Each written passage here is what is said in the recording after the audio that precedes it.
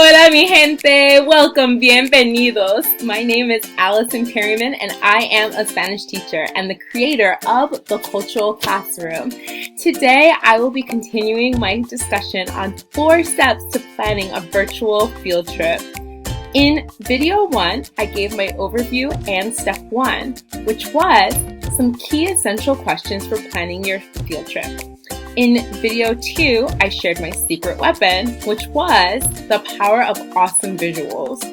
And in this video, video 3, I will be talking about Google Maps and how it can be used as a tool to explore the world on a virtual field trip with your students.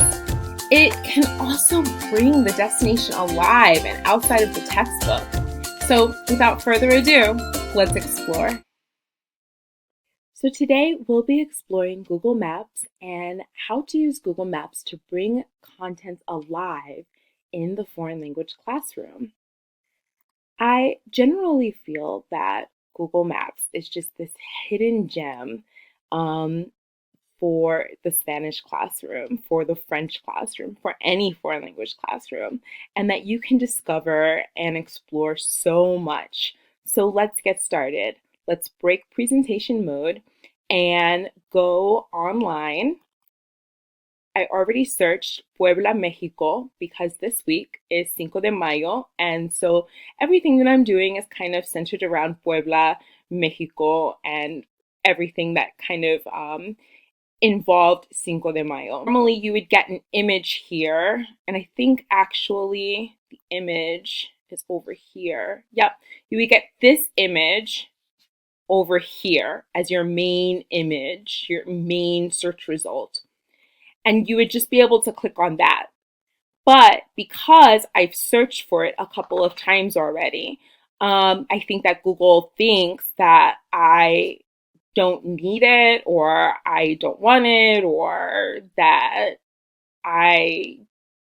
for whatever reason, they're not showing me that search result anymore. But that's okay, because Maps is just the second option. I don't need to even go in the more option. It's just the second option, so I can just click on Maps, or I can even click on that image over there. But click on Maps, and now I have this. And we're used to seeing this, right? We're used to seeing the maps. Usually we use this when we want to get somewhere, when we want to drive somewhere. But really it's filled with a plethora of information and resources that we could use in the classroom. And so I wanted to go through kind of like 5 things that I think are pretty cool. There's 2 extra things that I'm not going to go into, but I'm just going to tell you about that exist. But 5 things that I think are pretty cool. The first thing is this Explore tab. I'm just calling it the Explore tab. I'm not quite sure if that's what it's called. But this Explore tab, first off, it kind of gives you like a rundown of the place that you're looking for. So it gives you the name of the place. It tells you the weather. This is pretty cool for the foreign language classroom because you can kind of have a discussion about the time, the weather of the place in Spanish. And everything I'm going to say is in Spanish because that's the language that I teach, right? And then also you have photos, you have 360 views. So I can click on photos and kind of get some photos that are either taken by the people there, by tourists, or by the city, by the government, by whoever. So people just upload photos. And so you get some really cool photos of the place, and little descriptions of what the photos are, and just pretty cool, pretty engaging. It kind of like brings the place to life, right?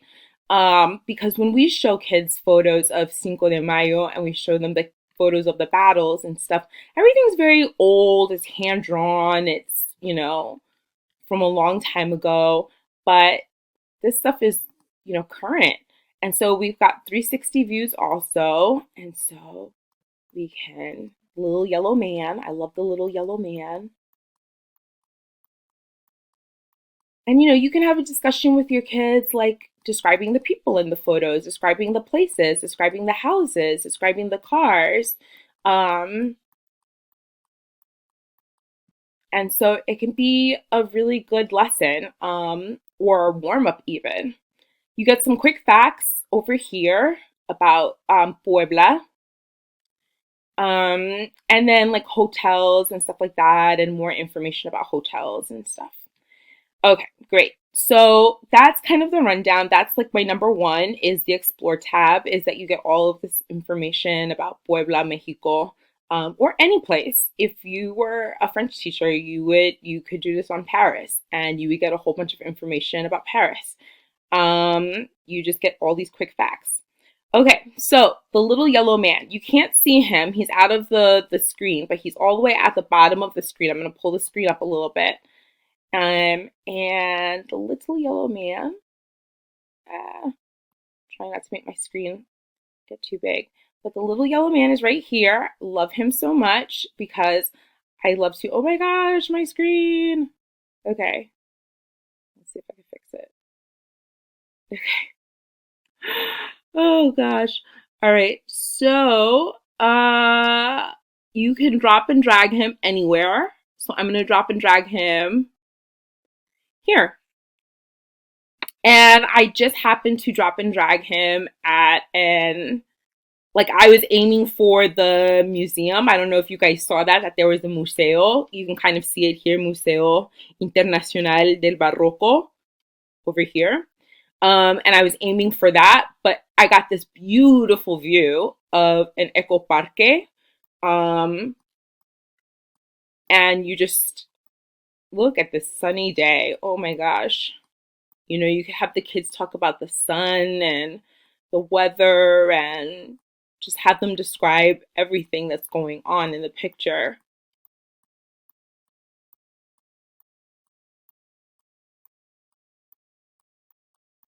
All right, so great. So the little yellow man, you can use him to walk around the streets. He can explore the surroundings. Um, Basically, that whole map, if you saw if I go back, the whole map was lit up, and so that means that he can basically walk around that entire map.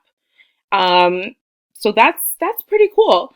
Let's see. So let's get kind of a satellite view of the area. All right. So I am going to see get let me get a little closer. I'm gonna start seeing buildings.